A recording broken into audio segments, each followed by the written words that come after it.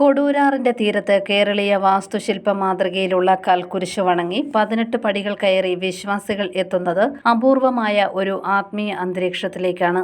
ജാതിമത ചിന്തകൾക്കതീതമായി വിശ്വാസികളുടെ ആശ്രയ കേന്ദ്രമായി മാറിയ പുതുപ്പള്ളി പള്ളിയിലേക്ക് വിശുദ്ധ ഗീവർഗീസ് സഹദായുടെ മധ്യസ്ഥത തേടി ആയിരങ്ങൾ ഓരോ ദിവസവും ഇവിടെ വന്നു പോകുന്നു. പുതുപ്പള്ളി പള്ളിയുടെ മാത്രം പ്രത്യേകതയാണ് കൂർമാകൃതിയിലുള്ള പീഠത്തിൽ പ്രതിഷ്ഠിച്ചിരിക്കുന്ന പുതുപ്പള്ളി കുരിശ്. കൂടാതെ പള്ളിയുടെ പൈതൃകത്തിന്റെയും പാരമ്പര്യത്തിന്റെയും പ്രതീകമാണ് കുരിശിൻ തൊട്ടിയും 18-ാം പടിയും. മെഴുകുതിരി കത്തിക്കുന്നതിനൊപ്പം എണ്ണയൊഴിച്ച് തിരി തെളിക്കാനുള്ള വിളക്കുകളും കുരിശിൻ തൊട്ടിക്ക് ചുറ്റുമുണ്ട്. 84 തിരികളാണ് ഇവിടെയുള്ളത്.